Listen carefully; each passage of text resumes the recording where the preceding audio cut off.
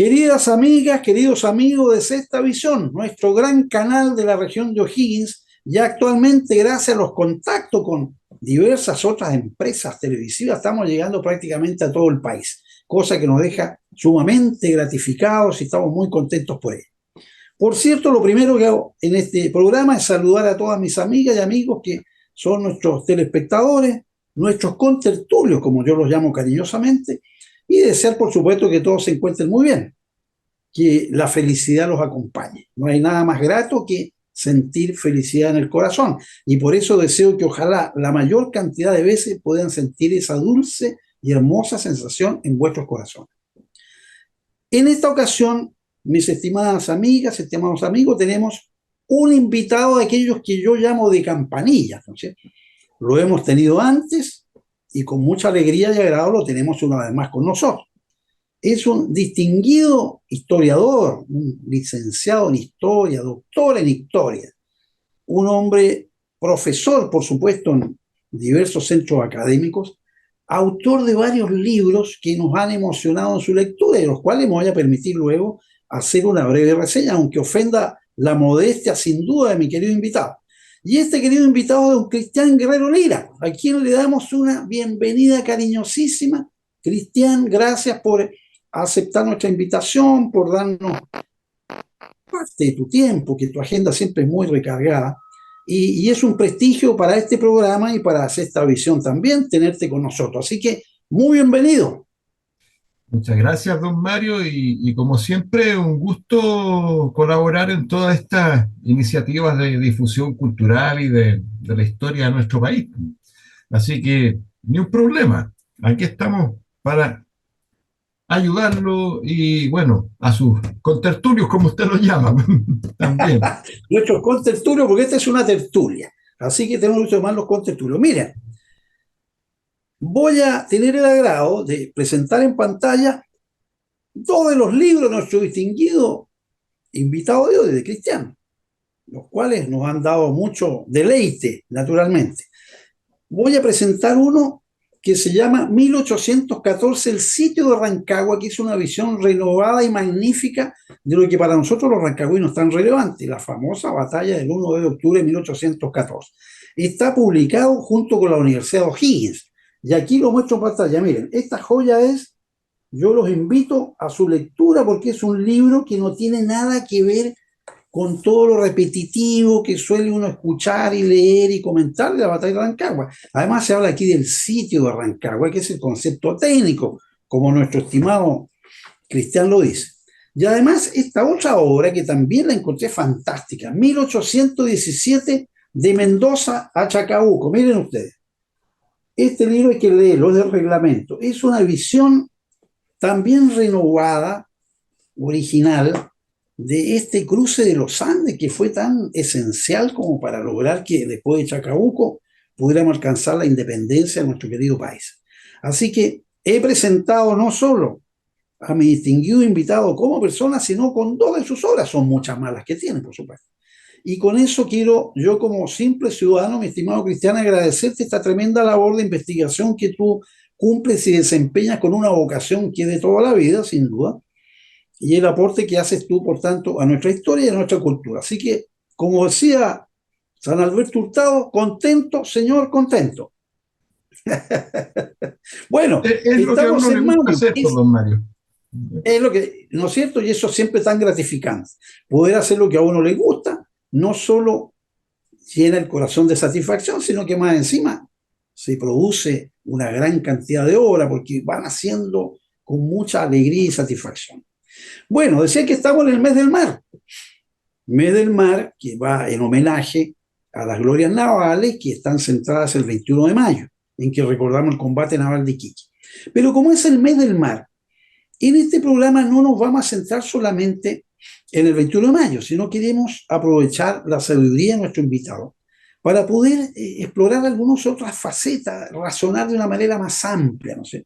Entonces, un primer punto que creo, mi estimado Cristian, que convendría, yo te agradecería que pudiéramos analizar es cuál es realmente la importancia del mar en la historia de Chile. ¿Por qué decimos que Chile es un país marítimo cuando te lo recordaba antes que entráramos en cámara?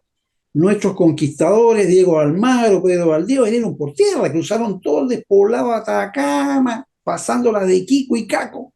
Nuestros conquistadores no llegaron por el mar. Pero sin embargo, después el mar se transformó en algo indispensable, en la época de la colonia, etcétera, etcétera. Entonces, como este es el mes del mar, creo que es relevante razonar, meditar y decir, ¿por qué el mar es tan importante para nuestro país? ¿Somos realmente un país marítimo, estimado Cristian? ¿Qué dice la historia? Esa es la pregunta compleja, porque desde el punto de vista de la geografía, claro, el país tiene 4.200 y tantos kilómetros de largo, o sea, son cuatro Correcto. mil y tantos kilómetros lineales de costa. Bueno, en realidad son muchos más porque tiene vueltas, ¿no es cierto?, fiordos, bahías, qué sé yo. Sí, es muy Pero, sinuoso. exacto, pero básicamente, ¿no es cierto?, la población del país no es una población costera, ¿ya? Aunque sí tenemos grandes ciudades que están en la costa, Valparaíso, Concepción prácticamente está en zona costera, ¿ya? Pero no es una población que sea esencialmente marítima, digamos, ¿ya? Ahora, esta cosa se viene dando así desde la época de la colonia, ¿ya? Como usted muy bien decía, sí, claro, Almagro, Valdivia, toda esta gente llega fundamentalmente por tierra, pero eso es por un problema de desconocimiento del mapa, digámoslo así, ¿ya? Es Sí, decir, ellos saben que hay un territorio hacia el sur del Cusco, hacia el sur del Perú, que se llama Chile, saben que existe el estrecho de Magallanes, pero no saben cuánto es la tierra que hay entre medio, digamos, ¿no es cierto?, hasta llegar al estrecho. Eh, de hecho, si usted lo piensa bien, en esa época se habla, por ejemplo, de la existencia del Polo Sur. Claro, geográficamente se sabe que existe, pero no se conoce. O sea, no se tiene que conoce. existir el Polo Sur, ¿ya?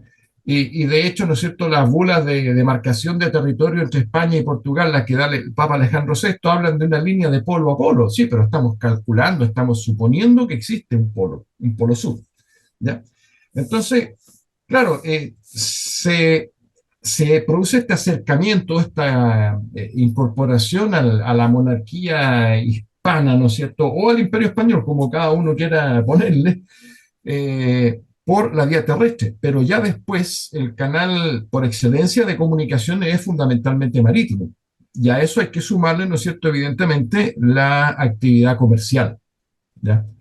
Es decir, durante el periodo colonial este país es exportador e importador y todo ese tráfico está centrado fundamentalmente hacia el Perú y se hace por la vía marítima.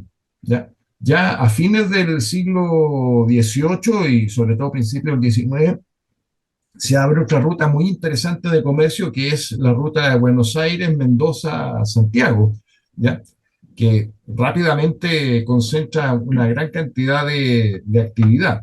Pero fundamentalmente, por ejemplo, las exportaciones chilenas en el siglo XVIII, que fundamentalmente es trigo, todo eso sale con destino al mercado del Perú, básicamente, y todo eso Sí, circula por la vía marítima, ¿ya?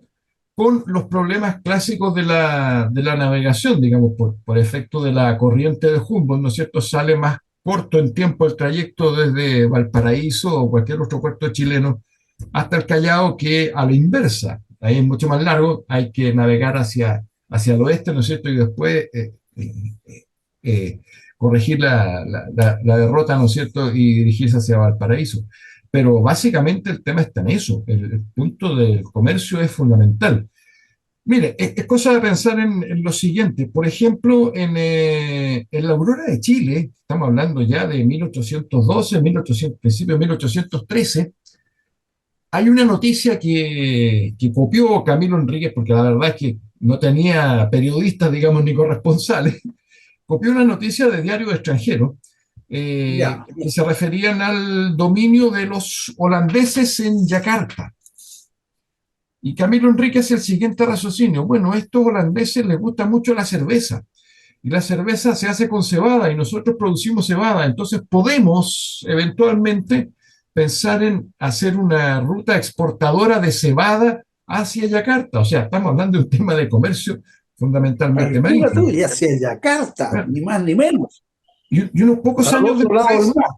claro, Unos pocos años después, en 1826 más o menos, Agustín de Izaguirre, que fue vicepresidente de la República del país independiente, el que era alcalde del Cabildo de Santiago en 1810, con otro socio armaron una empresa, básicamente tenían un barco y la cosa era comerciar con la India y de hecho hicieron, si no me equivoco, uno o dos viajes, ¿ya? Pero por lo menos uno lo hicieron, ¿ya? Ya A la la India, India, ¿eh? a la India. Al otro lado del mundo. Sí, Exacto.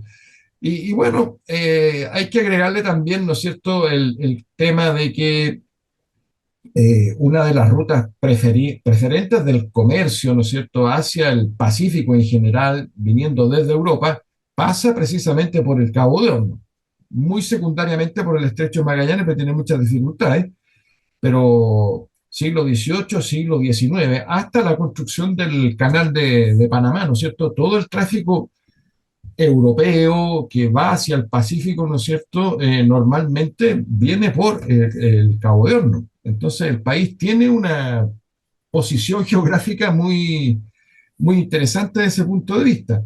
Pero como le digo, lamentablemente, digamos, no hay un gran, históricamente, un gran desarrollo de la industria naviera en Chile, ¿no es cierto?, de construcción de embarcaciones. Es muy reducido eso.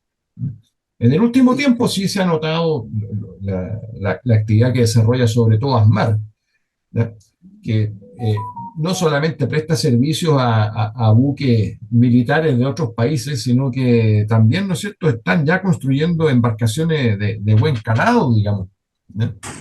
Entonces, es una cosa que, bueno, paulatinamente tendrá que ir cambiando y tendrá que ir acentuándose ese carácter que existe, pero que no está muy desarrollado. Yo quería comentarte a propósito de esto de nuestra escasa marina mercante, que mucho se habla de que en el siglo XIX habría tenido algún desarrollo, pero que con motivo de la guerra con España, por allá por 1865, el bombardeo al Valparaíso, se habría visto muy deteriorada y prácticamente habría desaparecido porque frente al riesgo de que esas naves pudieran ser capturadas, hundidas, algunos habían cambiado de bandera incluso, ¿no? Y se habían trasladado a otras latitudes. ¿Y qué hay de cierto en eso? Porque dicen que ahí murió nuestra naciente marina mercante que navegaba por todos los siete mares. Se habla de mucho que iban hasta Tahití, tú mismo hablabas de que iban a la India, qué sé yo, lugares tan remotos, y después como que desapareció. ¿Es tan así que la guerra de España nos causó ese daño tan terrible? Bueno, por la década de 1850 incluso había barcos que llegaban a Hawái a comerciar con el reino de Hawái, y todavía Así es. no era parte de Estados Unidos. Y claro, o sea, existe una incipiente marina mercante, pero que lamentablemente ahí vamos a topar con todas las circunstancias internacionales, digamos. O sea, el problema es que el concepto este del poder naval no es solamente una cosa de carácter militar, sino que también de carácter civil y comercial. O sea, Sí, un país puede tener una buena flota mercante, pero tiene que tener también los medios para asegurar la navegación y una política internacional y una posición de fuerza, bueno, no de fuerza, pero por lo menos de carácter, ¿no es cierto?, en la relación con otros países para asegurar el tema de la navegación de sus barcos mercantes. Entonces, claro, el problema está en eso, digamos, vamos dependiendo de el escenario que se va planteando. Ahora, la guerra con España, sí, pues significó la destrucción fundamental prácticamente el único puerto que teníamos en ese momento, ¿ya? sí, el Eh, paraíso.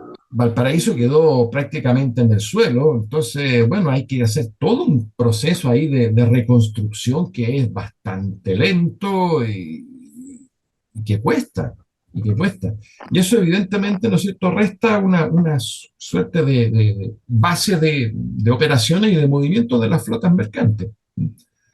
Ahora, esto que cambian de bandera, la verdad es que por lo que yo he sabido, digamos, en el mundo de la marina mercante es bastante común, ¿eh? Y hay países que otorgan una serie de facilidades la matrícula de los barcos, que es increíble. O sea, hay una cantidad de barcos panameños o de Indonesia o de países bastante extraños para la gente común y corriente. Y Es muchos de increíble. la isla de Malta, oye, muchos de la isla de Claro, Malta, unos enormes barcos que no tienen nada que ver con la isla de Malta, pero van con la bandera maltesa y muy bonito. claro, cuando uno va a Valparaíso, eso lo puede ver, digamos, en San Antonio también, o sea, la cantidad de barcos con matrículas en territorios que uno a veces ni siquiera sabe que existen. Esa es la verdad. Así es, verdaderamente. Bueno, ¿qué te parece si entramos a analizar este concepto que tú lo mencionaste ya del poder naval? Y lo hago porque es famoso a quienes somos o'higginianos de corazón, y tú sabes que yo soy vicepresidente del Instituto O'Higginiano y tú eres un académico muy cercano a nuestro instituto, lo cual nos honra, por supuesto.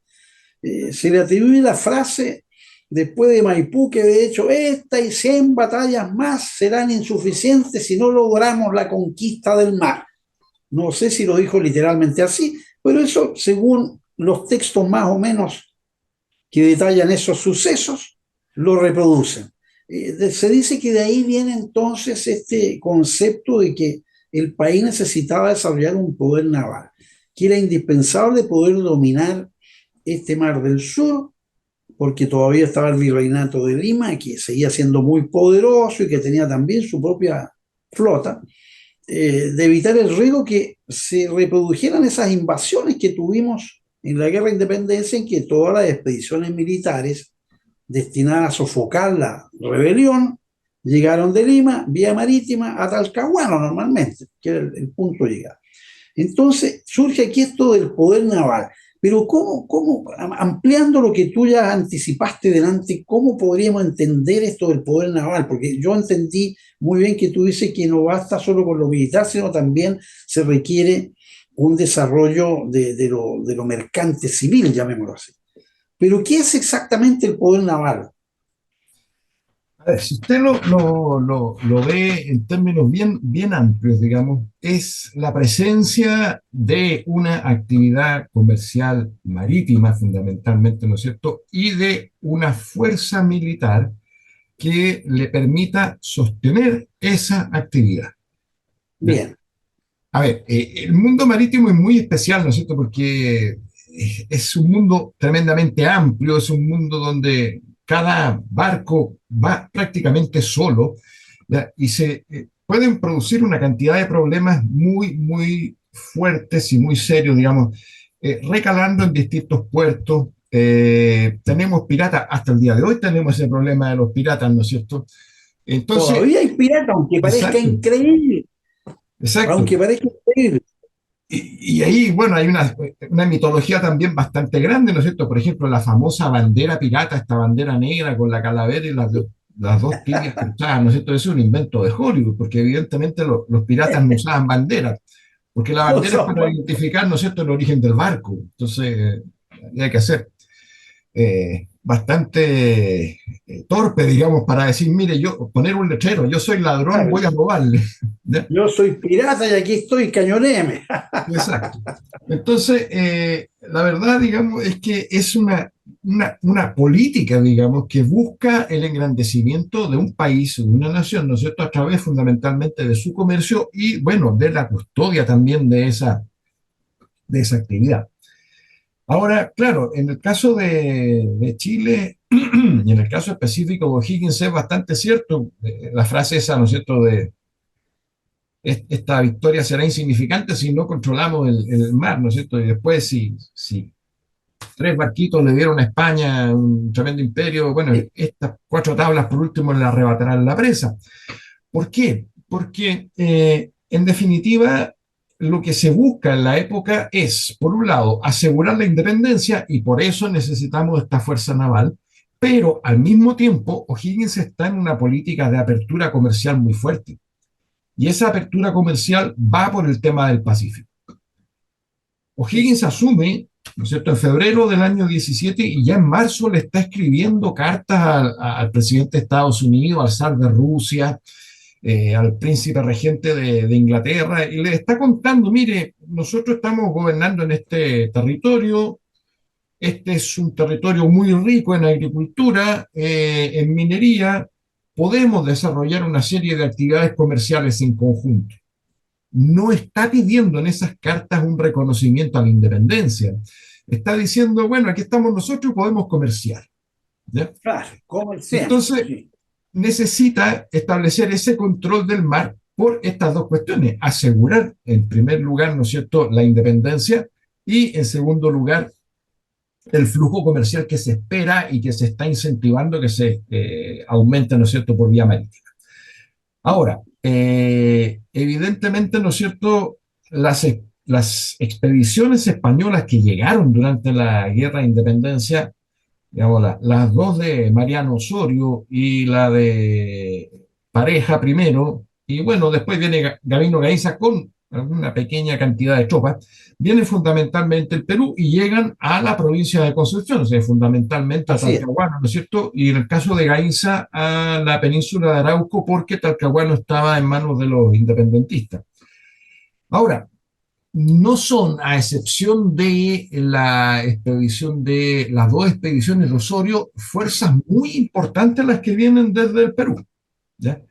Son unos cuantos soldados nomás, sí traen cuadros de oficiales, porque gran parte, la mayoría de la tropa que pelea en la guerra de independencia es gente que es de Chiloé, de Valdivia, de Concepción, bueno, y de ahí vamos reclutando, ¿no es cierto?, hasta llegar a Santiago prácticamente. ¿Ya? Ahora, llegan a estos lugares, ¿no es cierto?, porque ahí cuentan con un punto súper, súper estratégico que es Talcahuano, que le permite tener comunicaciones tanto con Valdivia y Chiloé, que de Talcahuano hacia el sur, tenemos la zona de Arauco, ¿no es cierto?, una zona donde, si bien es cierto, los indígenas son realistas, no hay caminos ni nada muy seguro. Entonces, está Valdivia, Chiloé, que pueden ser centros que pueden abastecer el esfuerzo de los realistas, ¿no es cierto? Y le permite también Talcahuano la comunicación hacia el lado norte, ¿no es cierto?, con Lima. Entonces, ahí tienen rutas seguras para abastecimiento, para mandar refuerzos si es que es necesario, etcétera, etcétera. Entonces, el plan en concreto, ¿no es cierto?, que es el gran plan que San Martín diseñó y en el cual O'Higgins tuvo un rol fundamental en su implementación y sobre todo en esta parte, es lograr el control del mar para evitar nuevas expediciones que vengan Correcto. desde, desde Lima, ¿ya? Y la verdad es que hay que ir construyendo una escuadra, una fuerza naval, para lograr ese control. Porque si no, no tenía mucho sentido mandar una expedición libertadora, ¿no es cierto?, con barcos de transporte de tropas y todo lo demás, si es que no se dominaba el mar, porque podían apresarlo perfectamente bien. Exacto. Es como lo que pasó después en la Guerra del Pacífico, ¿no es cierto?, con los carabineros de Yungay, que Así el es. regimiento completo fue apresado por el Huáscar. Bueno, que eso fue una tontera también, porque eso se avisó por la prensa, ¿no es cierto? El barco sale el día tanto y qué sé yo. Bueno, Grau Era simplemente muy calculó, ¿no es ingenua cierto? la Sí, forma, oye, muy exacto, ingenua la forma de controlar las comunicaciones en esos años. exacto, exacto. Entonces hay que establecer ese dominio del mar. Y a eso necesitamos entonces una escuadra, porque como usted muy bien lo dice, claro, los realistas también tenían su propia fuerza naval. ¿Ya? Así pues. Fuerza naval que, claro, Bueno, pero evidentemente cuando apareció la chilena se refugió mucho en el Callao, digamos, pero eran fuerzas relativamente parejas, digamos, y a la larga la escuadra chilena son alrededor de 10 11 barcos, ¿ya? Y la fuerza del virrey son más o menos los mismos, la misma cantidad, 10, ¿ya? Ahora, Chile, eso sí, en la escuadra que maneja Cochrane, tiene una gran ventaja que es que cuenta con un navío, es decir, con un barco mucho más grande, que la fragata, que es como el estándar, digamos, ¿ya? Que es la O'Higgins, precisamente. sí, eran los navíos, sí. Bueno, La pero ex María Isabel. precisamente debíamos entrar a analizar, mi estimado Cristian, justamente la creación de la primera escuadra. Y aquí entramos a los temas propios de este mes de mayo, mirado desde el punto de vista del ángulo 21 de mayo. Porque realmente crear esta primera escuadra fue bastante complejo. Debemos recordar que el país está en una situación de miseria, miseria financiera, económica enorme, que los barcos, algunos fueron apresados, como el Águila o como la María Isabel, que entiendo que esa pasó a llamarse O'Higgins después, ¿no es cierto? E Ujú. incluso Cochrane instaló ahí su puesto de mando, pero los otros barcos hubo que entrar a comprarlos básicamente y no eran baratos, aunque parece que compraron algunos barcos medio añejones, no sé qué opinas tú, parecen como de tercera mano, ¿no es cierto? Y hubo que refaccionarlos y de alguna manera armarlos, pero poco a poco se fue armando esta primera escuadra y cuando se produjo su primer zarpe llevan en 7 barcos. Entonces, Claro. ¿cómo se logró esta maravilla realmente, fíjate tú, en medio de esa pobreza, haber creado esta primera escuadra? Pero te voy a pedir, mi estimado Cristian, que tu respuesta me la dejes un poquito pendiente porque vamos a hacer un corte de unos minutitos. Yo le pido a mis queridas amigas y amigos de Sexta Visión que tenga presente que nos ausentamos, pero solamente hace un minutito vamos y volvemos, hacemos un alto y estaremos muy luego reiniciando este programa.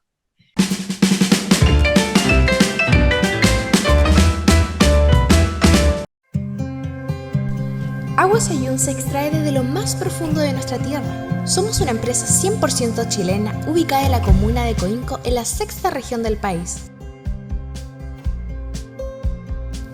Nuestra agua se extrae desde las profundidades de nuestra tierra. Posteriormente, antes de envasarla, aplicamos un proceso controlado de purificación, osmosis inversa, luz ultravioleta y ozono. Periódicamente somos evaluados por laboratorios externos, que nos califican con el agua que tiene un 0,3% de sodio, siendo Ayun un agua de muy buena calidad, beneficiosa y saludable para la humanidad. En junio de 2019 recibimos un premio de categoría de oro por su labor y calidad, otorgado por un Instituto de Calidad Internacional Mont Selection. Es por todo lo anterior que invitamos a todos a disfrutar de la mejor agua de Chile. Agua Sayún, más vida, más salud. Dicen que los jóvenes solo piensan en ellos, son egoístas, que les falta carácter, no tienen perseverancia, que son superficiales, se preocupan demasiado de su apariencia, que nada les importa, son indiferentes, fríos. Dicen que los jóvenes de hoy no son como los de antes. ¿Saben qué? Tienen razón, somos diferentes. Súmate y sé parte del voluntariado que te cambiará la vida. Techo, juntos construyamos un Chile más justo.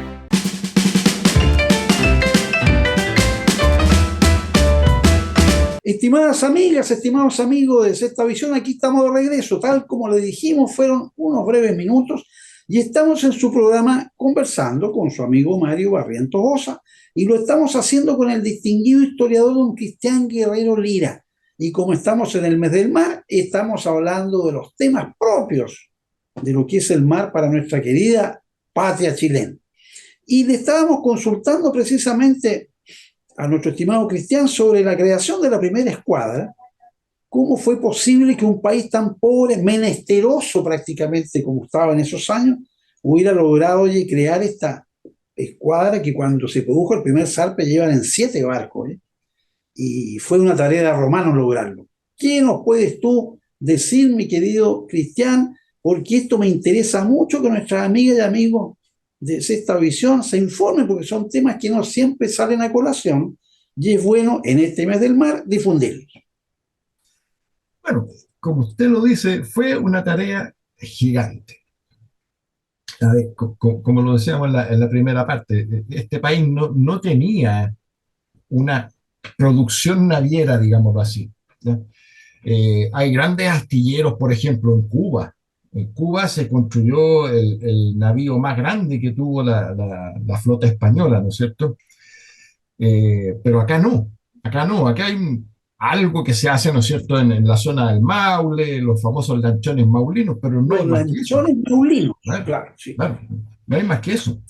Entonces, claro, la cantidad de barcos que se necesitan para lograr ese dominio marítimo, hay que conseguirlo a como de lugar. Entonces, bueno, las vías, las alternativas, ¿no es cierto?, son varias. La primera, fundamentalmente, la que se usa bastante, ¿no es cierto?, es la captura. La captura puede ser manteniendo, por ejemplo, la bandera del rey en el puerto, que es el caso del Bergantín Águila, que después se llamó Pueyrredón, ¿ya?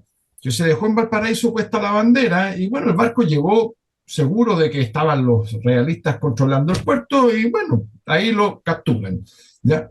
La otra es la captura de la María Isabel. La María Isabel tiene toda una historia bien particular porque es un barco de origen ruso, uno de los tantos barcos que el zar le vendió a Fernando VII. Y llega hasta acá, ¿no es cierto? Y bueno, es capturada en Talcahuano. El capitán realista, ¿no es cierto?, tira el barco hacia la playa para encallarlo antes de que se lo capturen, digamos. Pero bueno, se abordó y se llevaron el barco, lo sacaron a remo después, ¿ya? Se mandan varios botes y van remando y lo sacan.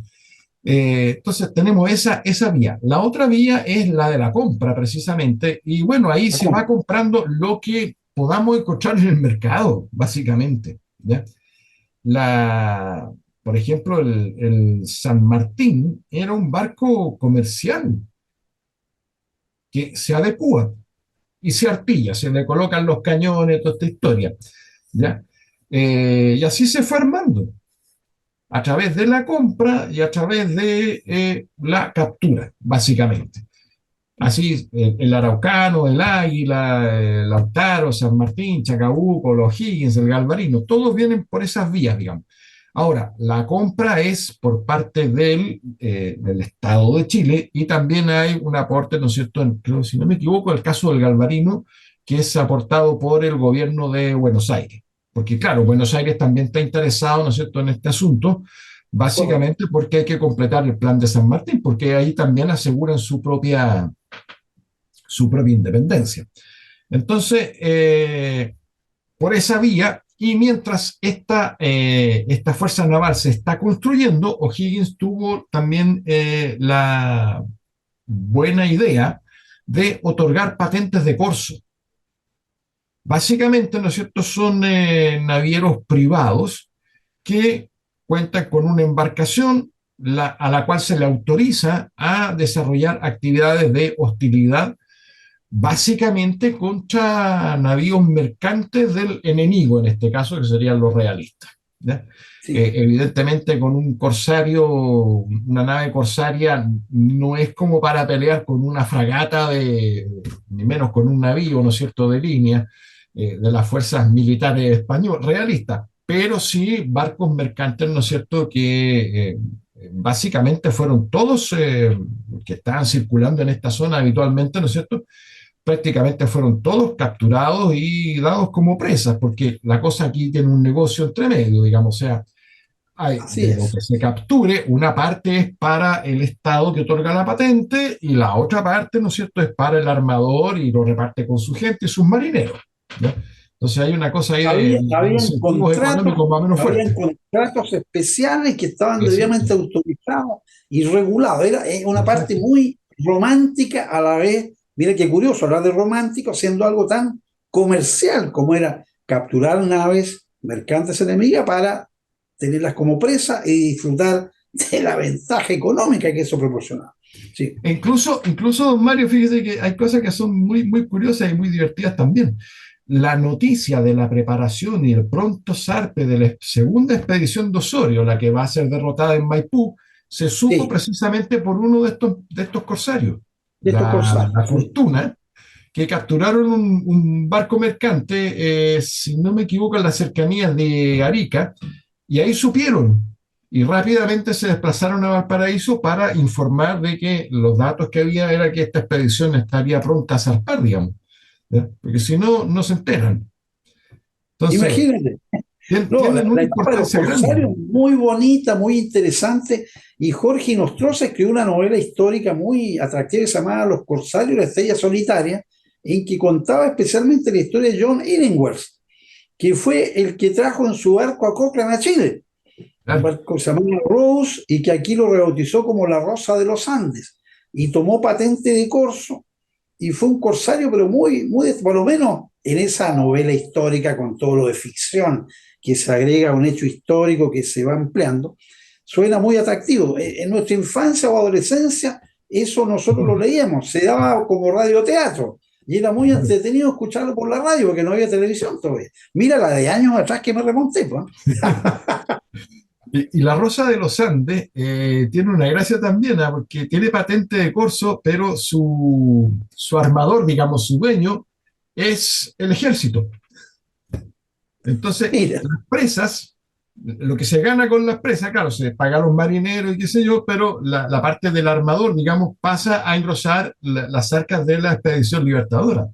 la expedición libertadora, claro. Entonces, Genial, como un corsario genial. estatal, una cosa así un poco extraña, digamos. Bueno, todo esto son partes tan importantes, oye, interesantes de nuestra historia.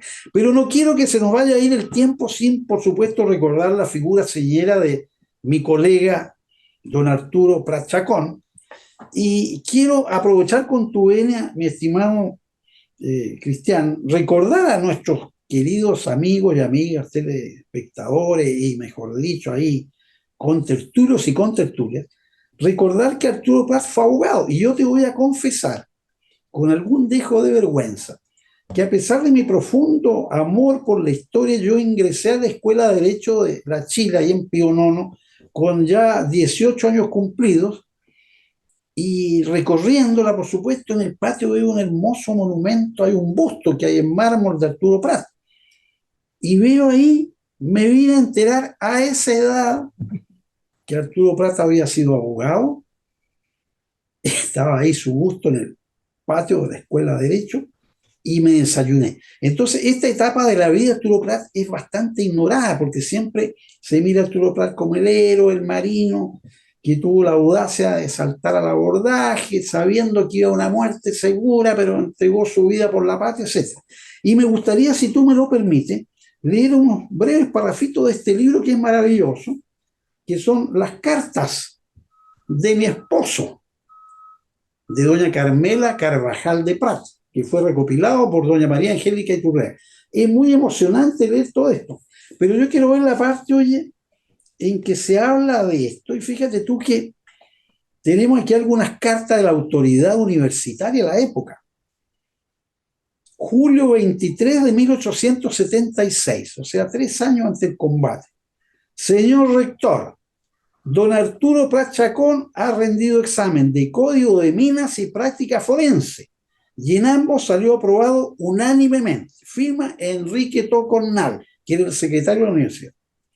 Más adelante dice, el 26 de julio de 1876, don Arturo Prat Chacón rindió el examen sobre las cédulas sorteadas de Derecho Romano. Fíjate tú, Arturo Prat estudiando Derecho Romano. Es notable, ¿no es cierto? Ante los señores Ocampo, calcula tú, Ocampo, ¿no? Cerda, claro, Ocampo, Vergara Albano, Lira y secretario, y fue aprobado unánimemente. Sabía derecho romano, fíjate. Enseguida leyó una memoria sobre la ley de elecciones y fue igualmente aprobado. Enrique Tocornal. Llama la atención, fíjate, que un oficial de la Armada, estudiando derecho, con el enorme sacrificio que eso significó, hubiera elegido para su memoria la ley electoral, fíjate, ¿eh? Curioso, ¿no es cierto? Algo que bastante alejado de lo que podía ser su rubro general. Y finalmente recordar que en esos años la Corte Suprema, una vez que los egresados de la universidad ya habían adquirido ese rango, la Corte Suprema les tomaba examen.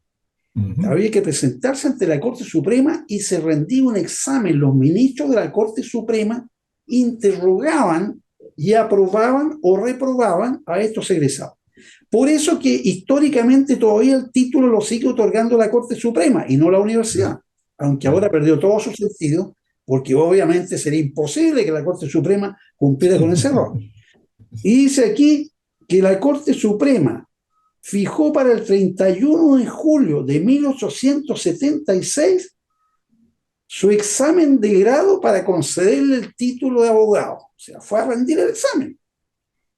El Mercurio de Valparaíso, nuestro decano, el 2 de agosto de 1876, dice, comillas, ayer rindió examen de abogado ante la Corte Suprema de Justicia el capitán de corbeta, segundo comandante de la Esmeralda, don Arturo Prat.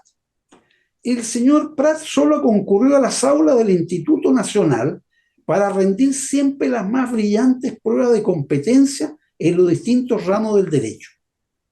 Nuestro foro ha hecho, con el ingreso del señor Prat, una valiosa adquisición.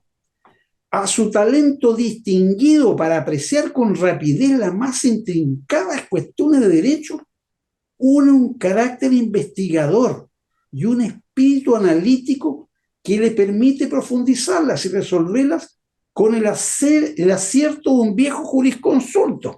Esto escribió el Mercurio. O sea, fue una noticia relevante el que Prat hubiera aprobado ese 31 de julio su examen ante la Corte Suprema.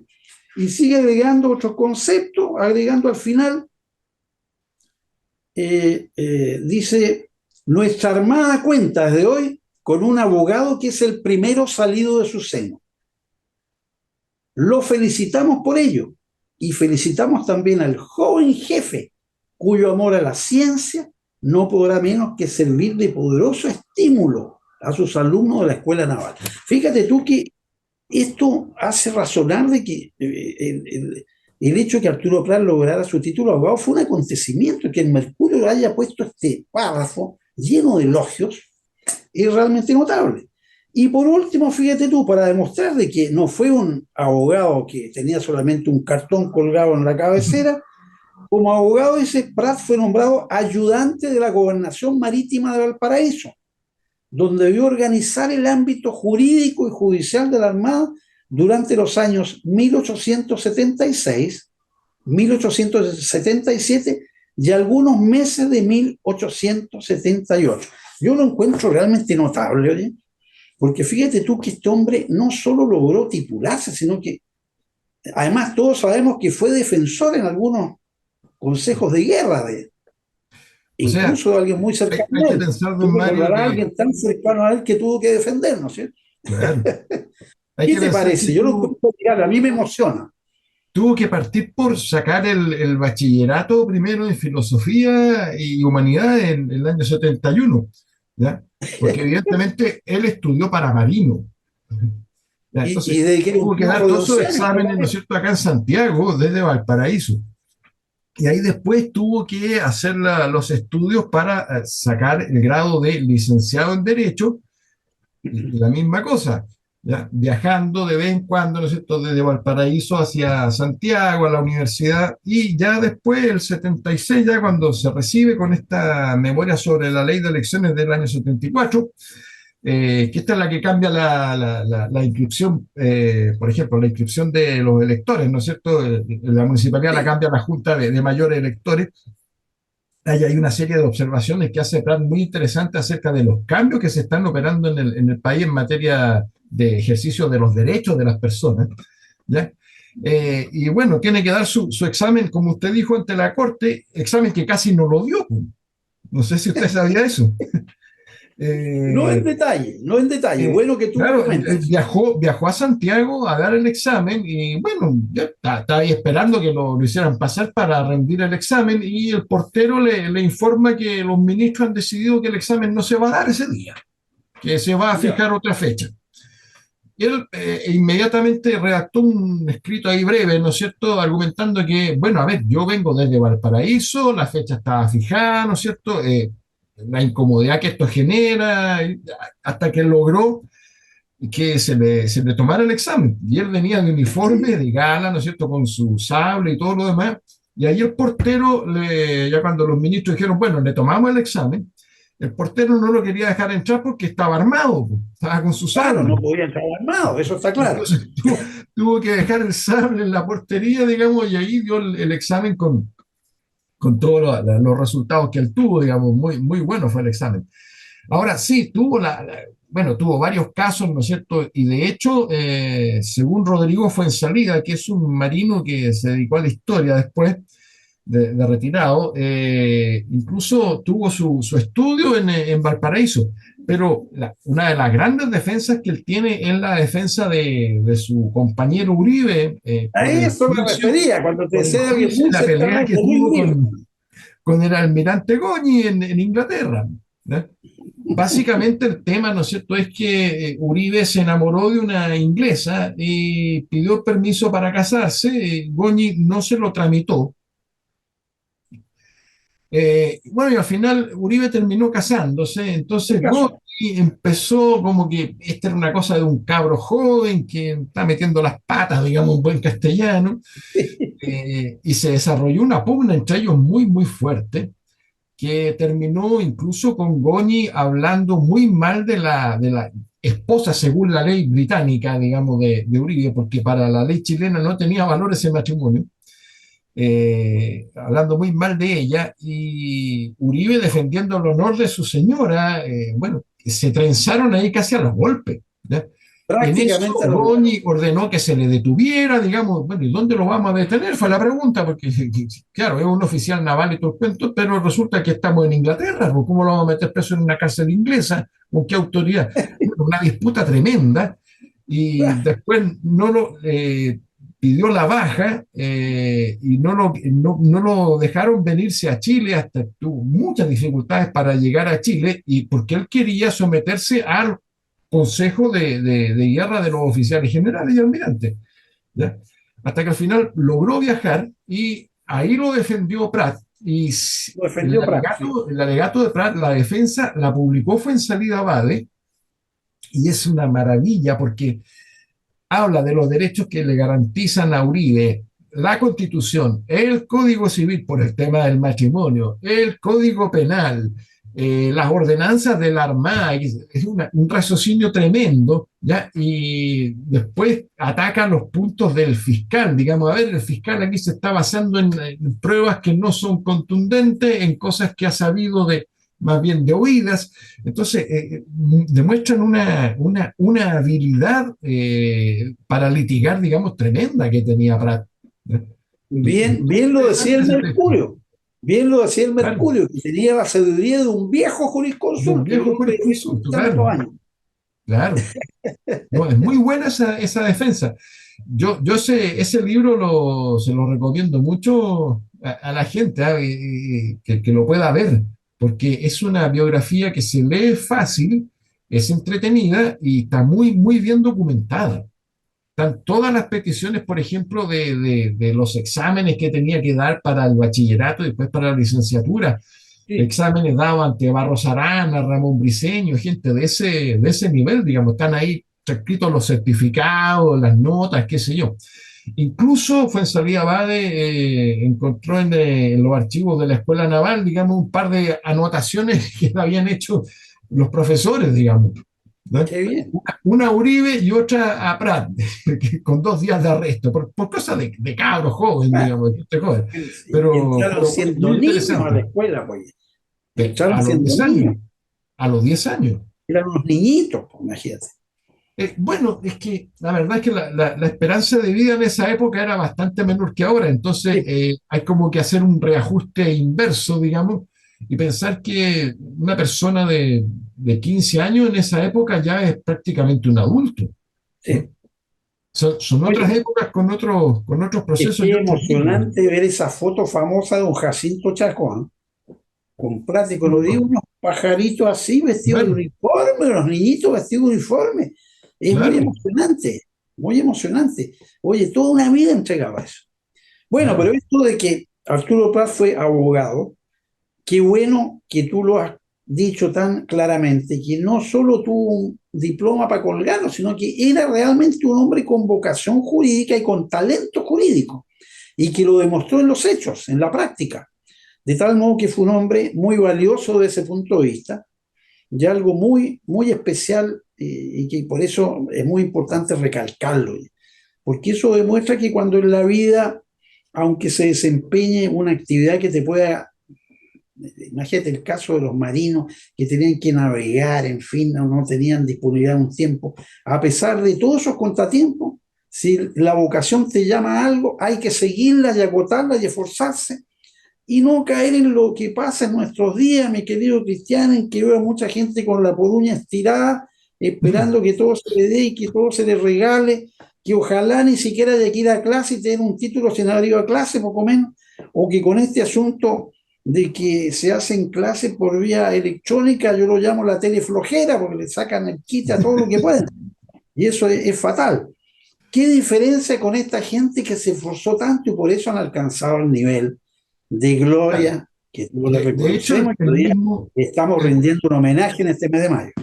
el mismo argumenta que uno de los problemas que tiene para rendir los exámenes, como todo el mundo, es precisamente que de repente le dicen, bueno, a ver, ustedes con su barco tienen que partir a, no sé, a Magallanes, tienen que ir a Papúa, tienen que ir a... Y eso le complicaba, porque además, digamos, él está estudiando para sacar los grados necesarios para rendir su examen después de ser abogado, pero al mismo tiempo está cumpliendo con su deber. Hay que acordarse que fue profesor en la Escuela Naval, Sí, subdirector, pues. y la escuela funcionaba en la misma Esmeralda, digamos, ¿ya? Pero también tuvo otras destinaciones, o sea, está trabajando al mismo tiempo, no, Así no, es. no tuvo una beca ni una dedicación exclusiva para sacar los grados para después poder ser abogado, o sea, tenía que combinar ambas cosas. Y Entonces, se nos van claro, a todo quedar esfuerzo detrás. muchísimas cosas en el tintero, mi querido Cristian, porque ya me dice nuestro distinguido director que el tiempo se nos ha ido. Quería recordarte que estuvo hasta en Uruguay en una famosa gestión También, diplomática pues, media secreta. No sé su nombre, unas facetas increíbles. Pero ya tendremos ocasión, si tú me lo permites, en un futuro programa, ningún de problema. repasar estos temas que creo que para nuestras amigas y amigos de Sexta Visión, para nuestros apreciados telespectadores y contertulios, estas cosas es muy buena recordarlas. Algunos las saben y se las estamos refrescando, otras tal vez es una novedad para ellos, y creo que esa es parte de esta tarea que creemos estar cumpliendo. Y por eso es que te agradezco tanto una vez más tu presencia con nosotros, tu precioso tiempo entregado a acompañarnos en este programa, y me despido muy cariñosamente a título personal y de todos esta visión, y me atrevo a decir que de todos mis contertulios y contertulias, deseándote un éxito reiterado, que todo vaya caminando viento en popa, ya que estamos en el mes del mar, y que podamos tenerte en una próxima oportunidad por aquí nuevamente, lo cual será un deleite. Ni un problema, don Mario. Nos ponemos de acuerdo y cuando usted quiera y gustoso de poder, como le dije al principio, gustoso de poder contribuir en esta iniciativa. Así que ni un problema. Muchísimas gracias. Bueno, yo me despido muy cariñosamente de mis amigas y amigos de esta visión con un gran abrazo virtual. Recordarles que debemos siempre esforzarnos en la vida. Nada cae gratis del cielo salvo la lluvia. Y de repente la van a comenzar a cobrar también, nos van a poner un medidor en la puerta de cada casa. Pero mientras tanto, todo hay que ganárselo con esfuerzo y con esmero. Y Arturo Prat desde el cielo nos dice, jóvenes de Chile, a estudiar, a superarse, a trabajar y no a mendigar ni a pedir que le regalen nada. Gánenselo. Como yo, Arturo Prat Chacón, me lo gané con un tremendo esfuerzo. Creo que esa lección, que es moral y cívica, hay que hacerla presente y destacarla porque es el legado verdadero de estos grandes próceres de nuestra patria. Será, queridas amigas, queridos amigos, hasta la próxima semana. Y mi saludo también a todos quienes trabajan aquí en Sexta Visión y hacen posible que podamos llevar a cabo este programa. Contento, señor, contento.